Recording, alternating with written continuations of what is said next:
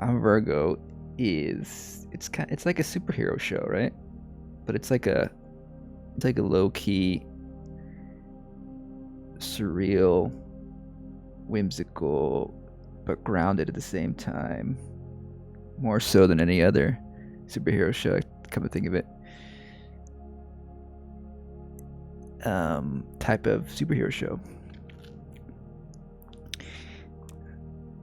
It's about Cootie, who is a giant young man, giant young man, a giant boy. He's a big boy, this Cootie, and he lives in Oakland, and he likes superheroes. He likes, in particular, the hero, played by Walter Goggins. Cootie is a new up and comer. I should be looking at the IMDb here. Let me look up this show on the IMDb.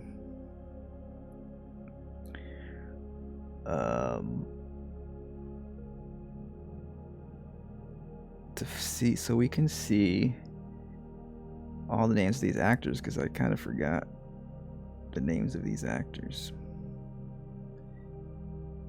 So I'm pulling up my phone here. You can't see it because I don't know how to stream my phone to the stream. How does one do that? I imagine I would need a beefier computer to do that.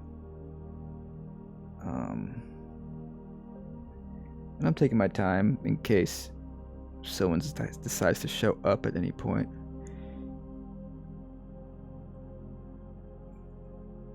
American Absurdist. It is a bit absurdist, isn't it? That's what the description was on Google here, describing I'm a Virgo. I'm a Virgo. The coming of age joyride of Cootie, a 13-foot tall man who escapes to experience the beauty and contradictions of the real world. He forms friendships, finds loves, navigates awkward situations. Such and such and such and such. Interesting. Okay. So, let's scroll down to the cast. We got Gerald Jerome as Cootie. Olivia Washington as Flora. I believe is she the daughter of Denzel Washington? She's related to Denzel Washington. Brett Gray as Felix. Kara Young as Jones. Those are the main ones. So it's directed and written by Boots Riley. Boots Riley, he used to be in the music scene. He used to rap. But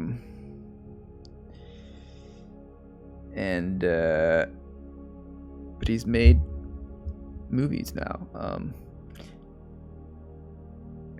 His breakout hit might have been his first movie too.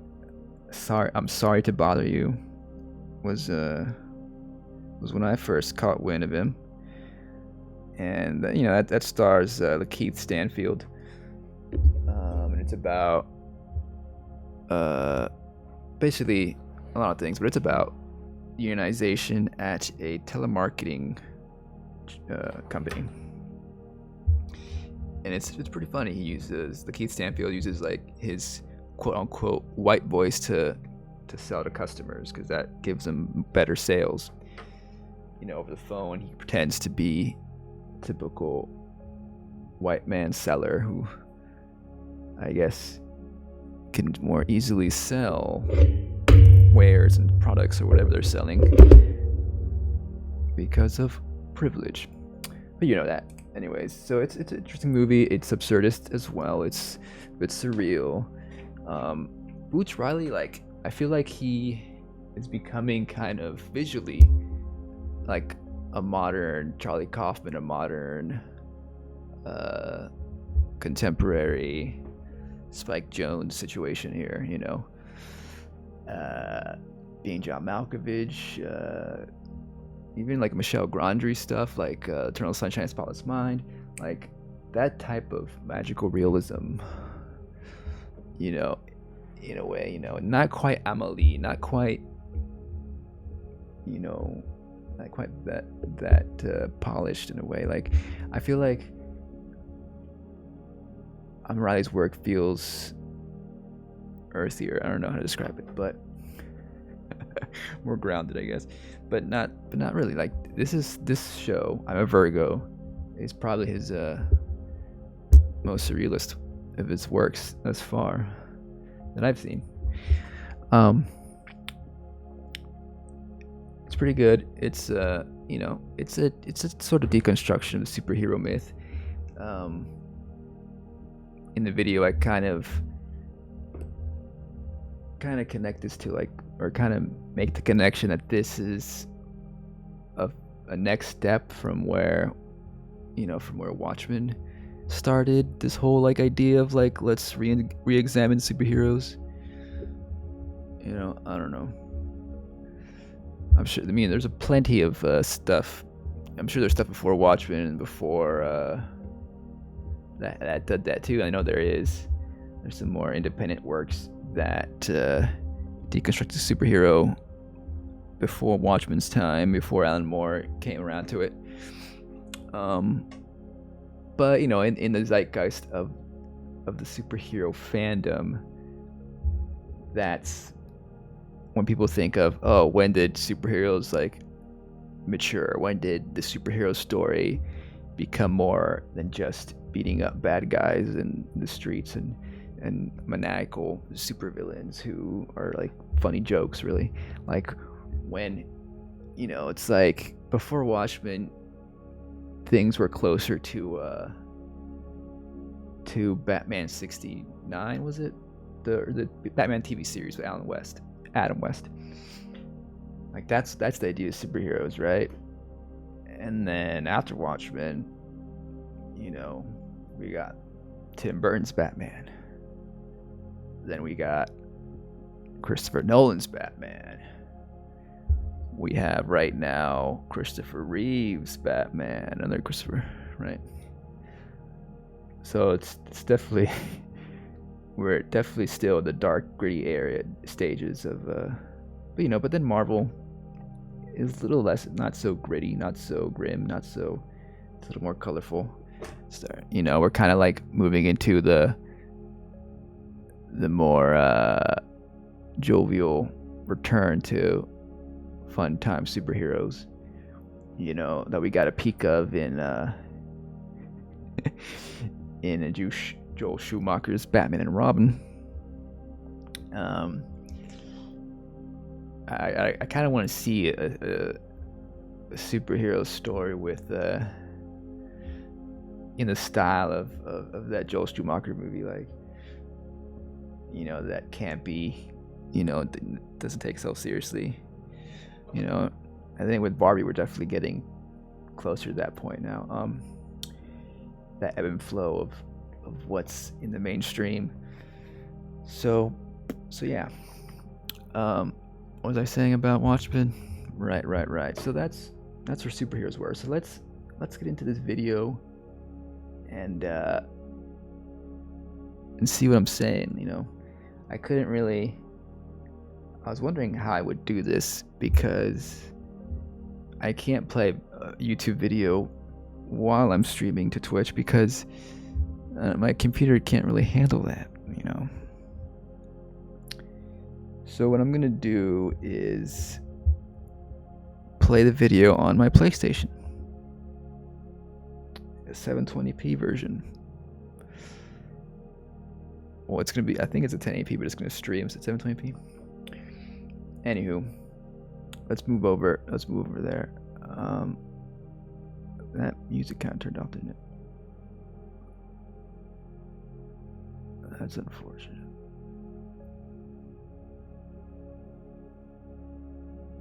There we go. Sometimes this music just goes away.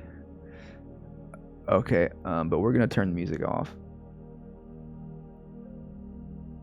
because we're gonna head over to to the YouTube. And I'm gonna hide myself here because it'll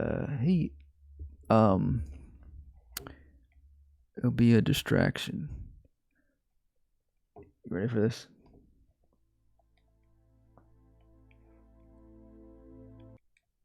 What the fuck? Why is it not? Oh shit. This thing, I had it all ready to go, and then okay, here we go. How do Series from the late 80s that has long been how do I even do this, y'all? It doesn't start how I want it to series start. from the I late have to 80s click it with this fucking mouse button. Damn it. series from the late 80s that has Now I long have to rewind it. Oh shit. Fuck. I keep messing up here. This is not convenient. This is okay, here we go. Okay, you ready, folks? All right. So I'm gonna shut up for a second, and we're gonna watch the video, and then maybe I'll talk about it, and then we'll go to Elden Ring. Here we go.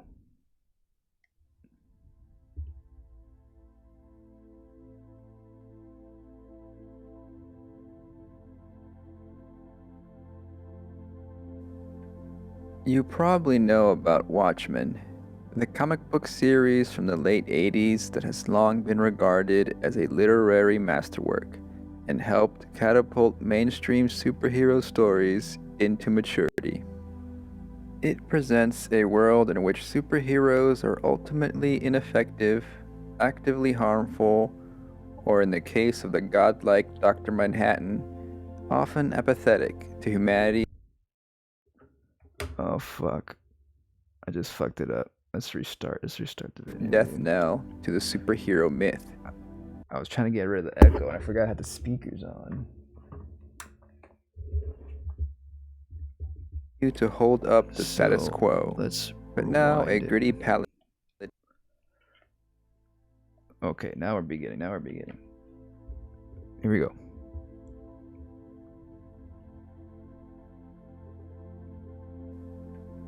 You probably know about Watchmen, the comic book series from the late 80s that has long been regarded as a literary masterwork and helped catapult mainstream superhero stories into maturity.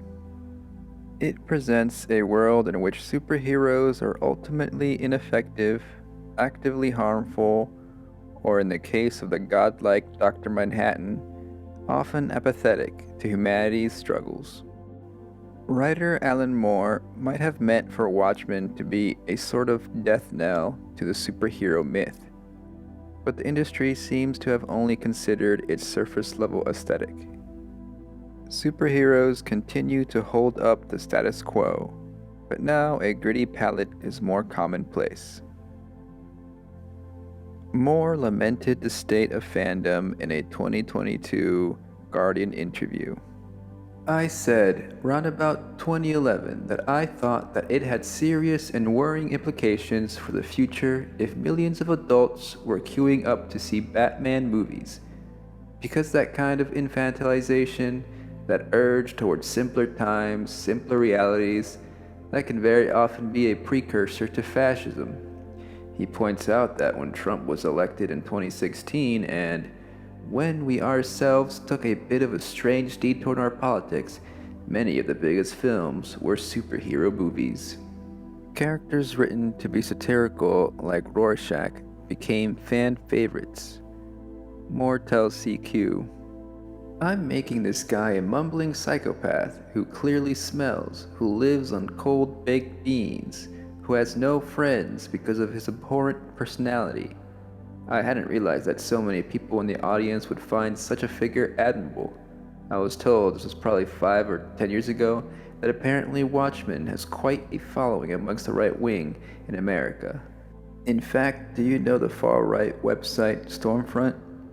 They did a reproduction of the fascist hymn that I wrote for V for Vendetta, and they said that, yeah, this person is supposed to be the exact opposite of us politically, but having read these beautiful words, I think that he must secretly be one of us inside. I think I understand fascism, and I know what kind of hymns people like that would probably like. But if this stuff can be so fundamentally misunderstood, it does make you wonder what the point of doing it was. Homelander, a Superman type from the comic book series The Boys by Garth Ennis, is yet another fascist favored by the right. In the Amazon adaptation, he teams up with a Nazi literally named Stormfront, and so of course, Trump supporters proudly wear his costume at MAGA rallies. The fascist inclined are going to identify with any anti-hero or villain who is aligned with their worldview, regardless of the author's intent. Still, I believe there's value in speaking to the much larger and more casual part of the audience. But perhaps it's time for creatives on the left to be a lot more explicit and hopeful with their politics, because the cynicism of shows like The Boys and the milquetoast liberalism of the MCU are becoming tiresome. That said, anyone else notice the shoutouts to leftism in popular TV and film recently? Collective ownership. So, communism. Nah, it ain't like that. It is that, literally. This is the commune. We're communists. Technocratic, class two civilization. I mean, I know socialism is a charged word, but we could learn a lot from these. They may come off as throwaway lines, but their presence is promising and an indication of a more accepting general audience. After all, socialism has become less of a taboo in the US ever since Bernie Sanders became a household name, especially among millennials and Gen Z. Do you know why you're here? When it comes to me and Roman Sionis, there are a lot of possible answers to this question. Having a vagina in the first place pisses this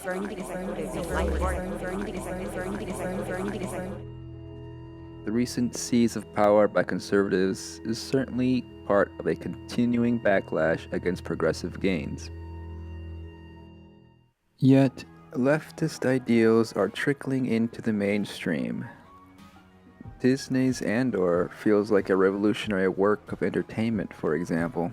With its grounded focus on everyday people fighting an empire that brings to mind lefty classics like The Battle of Algiers.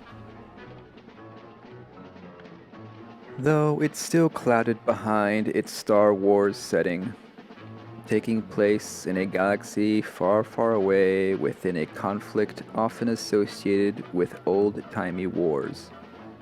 And so one might easily dismiss it all as irrelevant.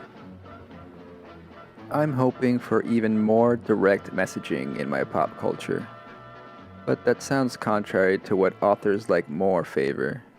That is, open-ended conclusions for the audience to interpret as they wish. In regards to V for Vendetta, Alan Moore said this back in 2005. I mean, yes, politically I'm an anarchist. At the same time, I didn't want to stick to just moral black and whites. I wanted a number of the fascists I portrayed to be real rounded characters. They've got reasons for what they do. They're not necessarily cartoon Nazis. Some of them believe in what they do, some don't believe in it, but are doing it in a way for practical reasons. As for the central character of the anarchist, V himself, he is, for the first 2 or 3 episodes, cheerfully going around murdering people, and the audience is loving it.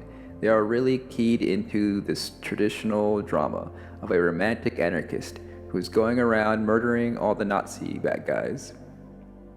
At which point I decided that wasn't what I wanted to do. I actually don't think it's right to kill people, so I made it very, very morally ambiguous. And the central question is this guy right, or is he mad? What do you, the reader, think about this? Which struck me as a properly anarchist solution. I didn't want to tell people what to think, I just wanted to tell people to think. I get that didactic storytelling is a turnoff, but when it comes to a piece's core message, going too far the other way and leaning into the gray area between 2 opposing points can lead to thematic conclusions that are too cowardly to say much at all. It starts to feel a lot like a misguided centrism that advocates for listening to all sides, even if one houses white supremacists. A firmer stance for more might have kept more right-wing fans away. HBO's follow-up TV series to Watchmen arguably falls into the centrist trap. Moore had nothing to do with it, as per usual when it comes to any adaptation of his works.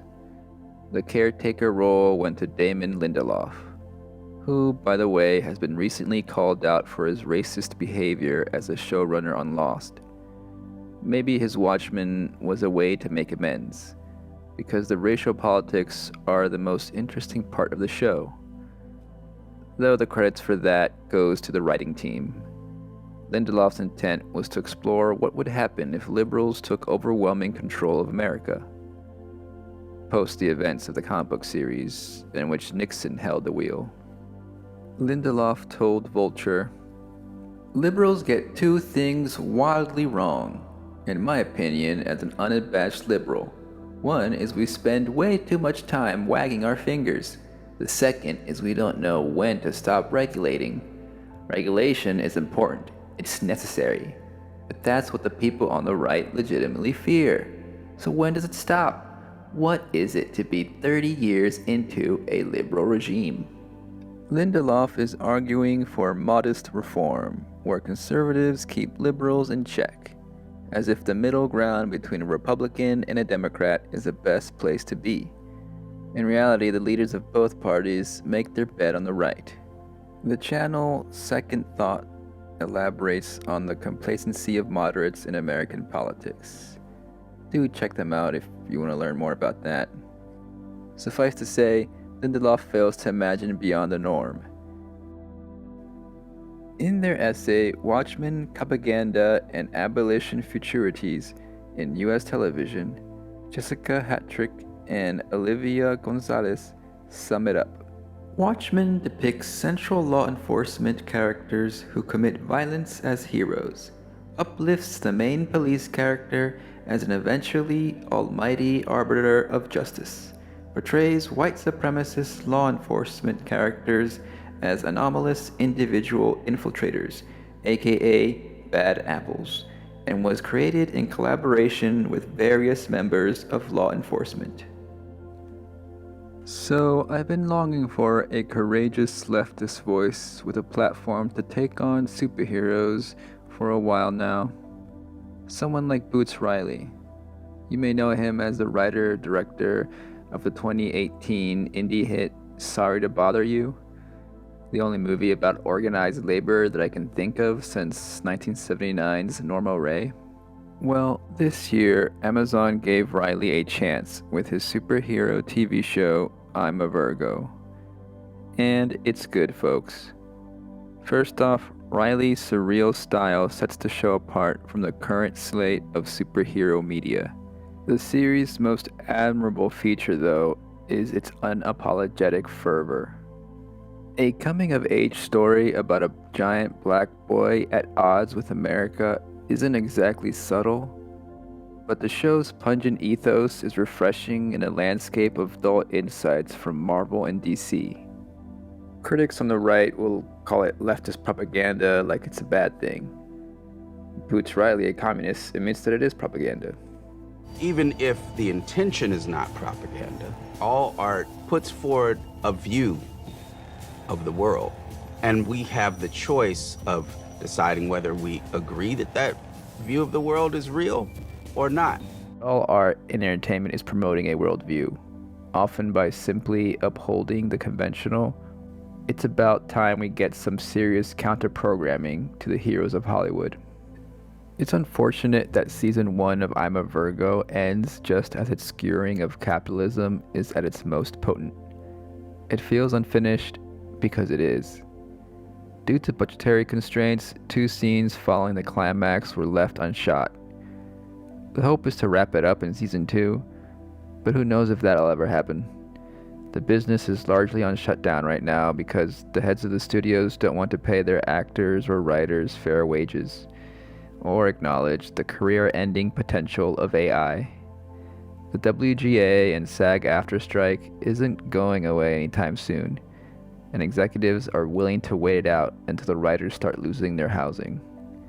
Coincidentally, a leader of an eviction defense group is a prominent character in I'm Virgo. Okay, so I'm going to spoil the ending of I'm Virgo. If you haven't seen it, go watch it, or skip to the timestamp on the screen. Alright, here we go. Jones doesn't look it, but she's a superhero. A potential model for other leftist superheroes to follow, even. She has the power to immerse people inside a theater-like mindscape during arguments or fiery speeches. She essentially brings the energy of a leftist YouTube explainer to the streets. Jones is the one who defeats the main baddie of the story, a satire of a crime-fighting hero, by educating him on how he's part of the problem, and in fact holds up a system that perpetuates poverty and thus crime. Sure, it probably would take more to convince someone like the hero in real life, but I can buy that within this world, Jones's powers are sufficiently persuasive. The important thing is that Riley takes down capitalism in a way yet unseen in the mainstream, and might actually enlighten casual viewers just interested in a superhero show. See, the usual superhero story pits the hero against a supervillain representing easily identifiable evils, like world domination or the killing of innocents. Even a story like Watchmen, which is more critical of superheroes, isn't precise enough with its critique. Through Jones, Riley points out the actual villain in plain words. Her climactic proclamation can be summed up like this: capitalists rely on unemployment because it gives them a reliable source of laborers to exploit. The class divide and poverty that capitalism enforces leads to crime for the police to indulge in. Cops and thus superheroes are used as tools to uphold an unjust system that keeps people, disproportionately of color, poor and in prison for the benefit of the upper classes. So what's a hero to do? Be wary of the champions of incremental reform like Elijah Wood's character. He's working on a technique to make capital punishment a bit less painful. No, that's not what the true hero would do. Jones knows what she'd call an actual superhero. If you wanted to stop so-called crime and the violence that grows from it, you'd be a revolutionary. I hope I'm a Virgo gets more attention from the superhero fandom, but especially that it makes an imprint on today's top architects of superhero media. The genre is in a bit of a lull at the moment, arguably more due to the quality of its recent offerings than general superhero fatigue. To gain more traction outside its core audience, it wouldn't hurt for the genre to actually move forward. Watchmen got people thinking. Maybe I'm a Virgo will push creators into action. People like super people because they want escapist wish fulfillment in a world where they feel powerless. In addition to fantastical cosmic wars, why not tell stories of heroes standing with everyday people, set in a material reality they can relate to? I don't expect Wonder Woman to become a revolutionary overnight, but I can imagine a story in which she fights a union-busting supervillain. Unionization and worker strikes have been on the rise since the pandemic. Which superhero is going to be a hero for the working class? Certainly not Batman. We're at the point now where Batman's wealth has become a running joke. What are your superpowers again? I'm rich. But if you truly wanted to help Gotham, why not start with affordable housing? People pay for housing? In this year's The Flash, he actually verbalizes his inadequacies thanks to Wonder Woman's lasso of truth. Lasso of truth. Never gets old. I'd do a lot better just giving all that money. If I really want to end crime, I should end poverty. Again, these quips may point out the problem for those paying attention, but the stories do little to tackle the issues head on. But Bruce Wayne can turn his image around and serve as an inspiration to the guilty rich. Here's an idea, Bruce. Convert Wayne Enterprises into a co-op and give your workers a say in how the profits are distributed, including their resources for the Bat family to take on the robber barons of Gotham City. As for the Man of Steel, I wonder what James Gunn is up to with the upcoming reboot of Superman, slated for 2025. The official synopsis of Superman Legacy describes Superman as the embodiment of truth, justice, and the American way, guided by human kindness in a world that sees kindness as old-fashioned. It's a return to jingoistic phrasing, which DC Comics updated to truth, justice, and a better tomorrow in 2021. I suspect Gunn wants to reclaim the motto as an alternative to the kind of nostalgia desired by mean-spirited reactionaries. In 2018, Gunn clarified that he's the type of independent voter who's fiscally conservative, socially progressive, and completely done with the Republican Party because of Trump. I don't expect anything too radical from the new DCU, but maybe, just maybe, the ongoing strikes and artists like Riley will inspire further left swings during this downtime.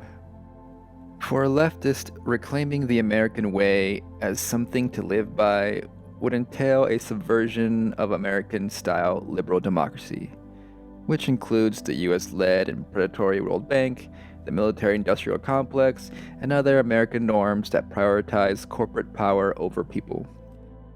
Could Gunn at least be progressive enough to include universal healthcare in Superman's new version of the American way?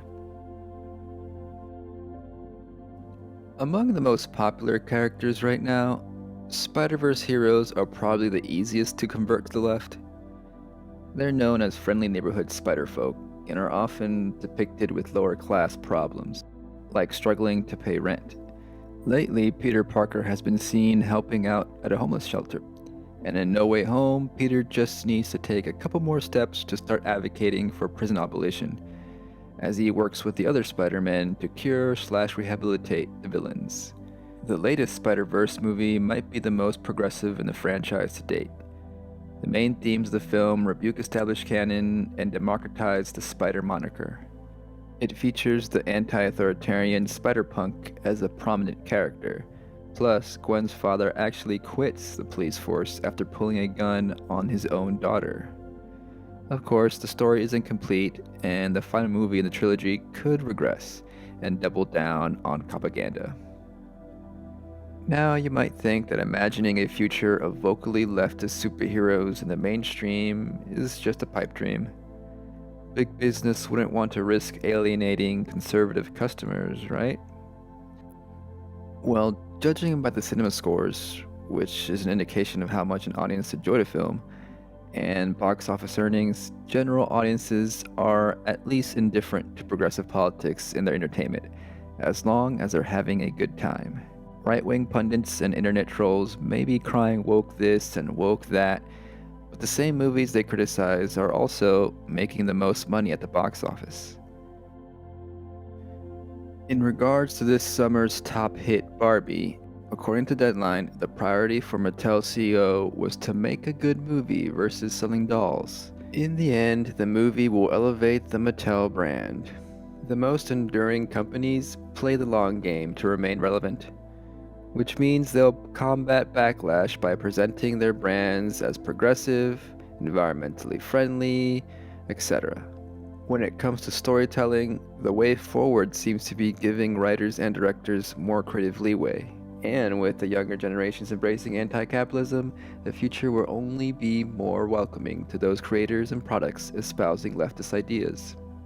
Of course, political messages are diluted when co-opted by the bosses. Barbie isn't as critical of Mattel or gender essentialism as it could be, for example.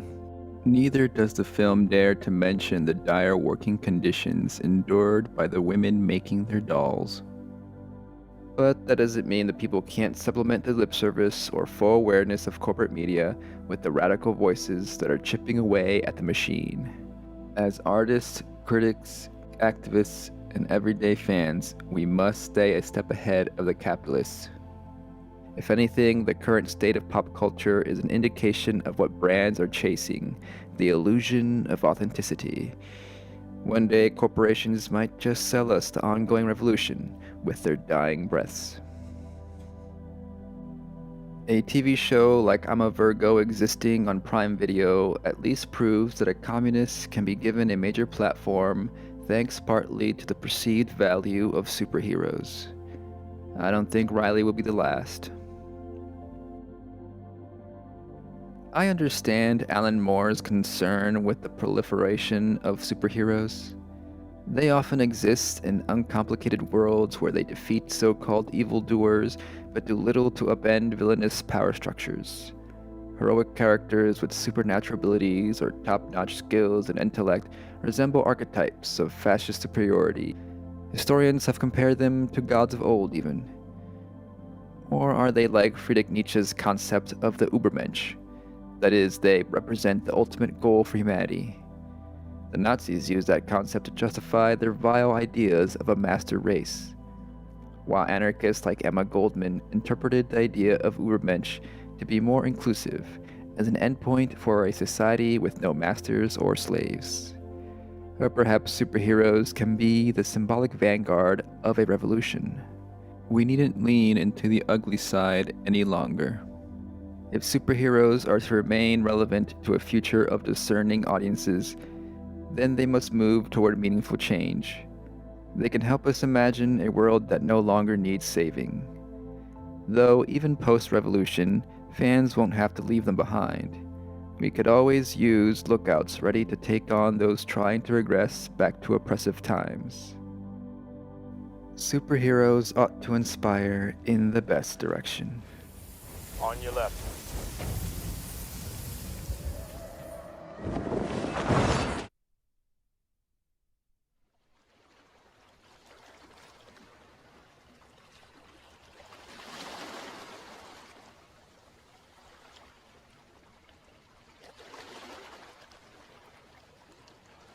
Alrighty. That was the video. So yeah, basically I tried to condense down the idea of into a 25-minute video, the idea that superheroes should probably move towards more leftist worldviews and goals if they want to like remain relevant. I mean, you know, ever since Watchmen, I feel like people who aren't kids have been trying to or been taking the idea of superheroes more seriously and grappling with what kind of stories they can make. And I feel like we're at a point now where those stories should reflect not always, you know, we can have fun movies sometimes, but we should take advantage of this superhero fandom, of this popularity to actually talk about some real world things, you know, and who the villains are in the real world, you know, and relate that to super